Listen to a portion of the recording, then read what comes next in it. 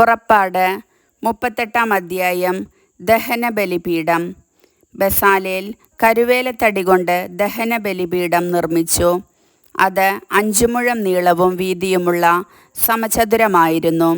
അതിൻ്റെ ഉയരം 3 മുഴവും. അതിൻ്റെ 4 മൂലകളിലും അതിനോട് ഒന്നായി ചേർത്ത് 4 കൊമ്പുകൾ നിർമ്മിച്ച് ഓടുകൊണ്ട് പൊതിഞ്ഞു. ബലിപീഠത്തിൻ്റെ ഉപകരണങ്ങളെല്ലാം പാത്രങ്ങൾ, കോരികകൾ, താലങ്ങൾ, മുൾക്കരണ്ടികൾ, അഗ്നികലശങ്ങൾ എന്നിവ ഓടുകൊണ്ട് നിർമ്മിച്ചു. അവൻ ബലിപീഠത്തിൻ്റെ മുകളിലെ അരികുപാളിക്കു കീഴിൽ ബലിപീഠത്തിൻ്റെ മധ്യഭാഗം വരെ ഇറങ്ങി നിൽക്കുന്ന ഒരു ചട്ടക്കൂട് ഓടുകൊണ്ടുള്ള അഴികളുപയോഗിച്ച് വലയുടെ രൂപത്തിൽ നിർമ്മിച്ചു. തണ്ടുകൾ കടത്തുന്നതിന് ഓടുകൊണ്ടുള്ള ചട്ടക്കൂടിൻ്റെ 4 മൂലകളിൽ 4 വളയങ്ങൾ ഘടിപ്പിച്ചു. അവൻ കരുവേലത്തടി കൊണ്ട് തണ്ടുകളുണ്ടാക്കി ഓടുകൊണ്ട് പൊതിഞ്ഞു. ബലിപീഠം വഹിച്ചുകൊണ്ട് പോകുന്നതിന് അതിൻ്റെ വശങ്ങളിലുള്ള വളയങ്ങളിലൂടെ തണ്ടുകൾ കടത്തി. ബലിപീഠം പലകകൾ കൊണ്ടാണ് നിർമ്മിച്ചത്. അതിൻ്റെ അകം പൊള്ളയായിരുന്നു. സമാഗമ കൂടാരത്തിൻ്റെ വാതിൽക്കൽ ശുശ്രൂഷ ചെയ്തിരുന്ന സ്ത്രീകളുടെ ഓട്ടുകണ്ണാടി ഉപയോഗിച്ച് ക്ഷാളനപാത്രവും അതിൻ്റെ പീഠവും നിർമ്മിച്ചു.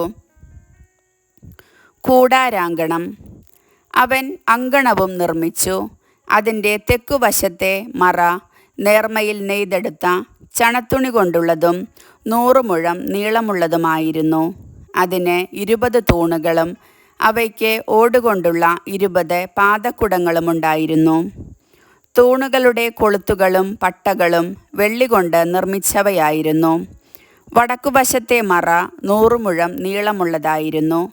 അതിന് 20 തൂണുകളും അവയ്ക്ക് ഓടുകൊണ്ടുള്ള 20 പാദക്കുടങ്ങളുമുണ്ടായിരുന്നു. തൂണുകളുടെ കൊളുത്തുകളും പട്ടകളും വെള്ളികൊണ്ടുള്ളവയായിരുന്നു. പടിഞ്ഞാറ് വശത്തെ മറയ്ക്ക് 50 മുഴം നീളമുണ്ടായിരുന്നു. അതിന് 10 തൂണുകളും അവയ്ക്ക് 10 പാദക്കുടങ്ങളുമുണ്ടായിരുന്നു. തൂണുകളുടെ കൊളുത്തുകളും പട്ടകളും വെള്ളികൊണ്ടുള്ളവയായിരുന്നു. കിഴക്കുവശത്ത് 50 മുഴം. അങ്കണ കവാടത്തിൻ്റെ ഒരു വശത്തെ മറകൾക്ക് 15 മുഴം നീളമുണ്ടായിരുന്നു. അവയ്ക്ക് 3 തൂണുകളും തൂണുകൾക്ക് 3 പാദക്കുടങ്ങളുമുണ്ടായിരുന്നു. അങ്കണ കവാടത്തിൻ്റെ മറുവശത്തും അപ്രകാരം തന്നെ 15 മുഴം നീളത്തിൽ മറയും. അവയ്ക്ക് 3 തൂണുകളും തൂണുകൾക്ക് 3 പാദക്കുടങ്ങളുമുണ്ടായിരുന്നു. അങ്കണത്തെ ചുറ്റിയുള്ള മറകളെല്ലാം നേർമയിൽ നെയ്തെടുത്ത ചണത്തുണി കൊണ്ടുള്ളതായിരുന്നു.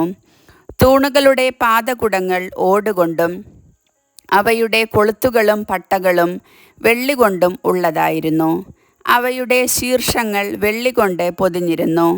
അങ്കണ തൂണുകൾക്കെല്ലാം വെള്ളികൊണ്ടുള്ള പട്ടകളുണ്ടായിരുന്നു. അങ്കണവാതിലിൻ്റെ യവനിക, നീലം, ധൂമ്രം, കടും ചെമപ്പ് എന്നീ വർണ്ണങ്ങളിലുള്ള നൂലുകളും നേർമയിൽ നെയ്തെടുത്ത ചണത്തുണി ഉപയോഗിച്ചുള്ള ചിത്രത്തുന്നൽ കൊണ്ട് അലങ്കൃതമായിരുന്നു. അത് അങ്കണത്തിൻ്റെ മറകൾക്കനുസൃതമായി 20 മുഴം നീളവും 5 മുഴം വീതിയും ഉള്ളതായിരുന്നു. അതിന് 4 തൂണുകളും അവയ്ക്ക് ഓടുകൊണ്ടുള്ള 4 പാദക്കുടങ്ങളും ഉണ്ടായിരുന്നു. തൂണുകൾക്ക് വെള്ളികൊണ്ടുള്ള കൊളുത്തുകളും വെള്ളി പൊതിഞ്ഞ ശീർഷങ്ങളും വെള്ളിപ്പട്ടകളും ഉണ്ടായിരുന്നു. കൂടാരത്തിൻ്റെയും ചുറ്റുമുള്ള അങ്കണത്തിൻ്റെയും കുറ്റികളെല്ലാം ഓടുകൊണ്ടുള്ളവയായിരുന്നു. ഉപയോഗിച്ച ലോഹം. സാക്ഷ്യകൂടാരം നിർമ്മിക്കാൻ ഉപയോഗിച്ച വസ്തുക്കളുടെ കണക്കു കാണിക്കുന്ന പട്ടികയാണിത്. മോശയുടെ കൽപ്പനയനുസരിച്ച് പുരോഹിതനായ അഹറോൻ്റെ പുത്രൻ ഇത്താമറിൻ്റെ നേതൃത്വത്തിൽ ലേവ്യരാണ് ഇത് തയ്യാറാക്കിയത്. യൂദാ ഗോത്രത്തിൽപ്പെട്ട ഹൂറിൻ്റെ പുത്രൻ ഊറിയുടെ മകനായ ബസാലേൽ കർത്താവ് മോശയോട് കൽപ്പിച്ചവയെല്ലാം നിർമ്മിച്ചു. ദാൻ ഗോത്രത്തിൽപ്പെട്ട അഹിസാമാക്കിൻ്റെ പുത്രൻ ഒഹോലിയാബ് അവന് സഹായത്തിനുണ്ടായിരുന്നു. ഒഹോലിയാബ് കൊത്ത് പണിക്കാരനും ശില്പവിദഗ്ധനും നീലം, ധൂമ്രം, കടും ചെമപ്പ് എന്നീ വർണ്ണങ്ങളിലുള്ള നൂലുകളും നേർമയിൽ നെയ്തെടുത്ത ചണത്തുണിയും ഉപയോഗിച്ച് ചിത്രത്തുന്നൽ നടത്തുന്നവനായിരുന്നു.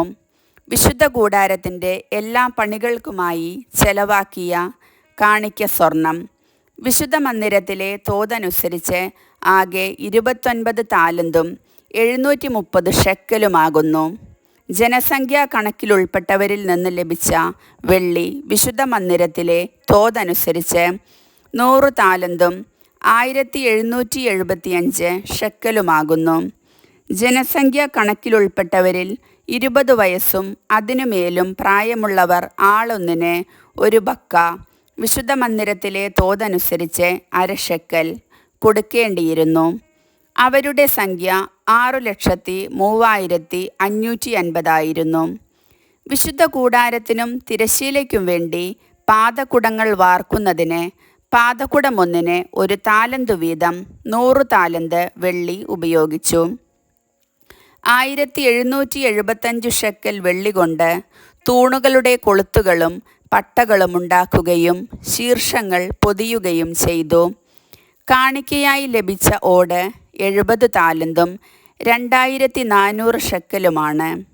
അവൻ അതുപയോഗിച്ച് സമാഗമ കൂടാരത്തിൻ്റെ വാതിലിന് പാദക്കുടങ്ങളും ഓടുകൊണ്ടുള്ള ബലിപീഠങ്ങളും അതിൻ്റെ അഴിക്കൂടും ബലിപീഠത്തിലെ ഉപകരണങ്ങളും കൂടാരാങ്കണത്തിന് ചുറ്റുമുള്ള പാദക്കുടങ്ങളും അങ്കണകവാടത്തിൻ്റെ പാദക്കുടങ്ങളും കൂടാരത്തിൻ്റെയും ചുറ്റുമുള്ള അങ്കണത്തിൻ്റെയും കുറ്റികളും നിർമ്മിച്ചു.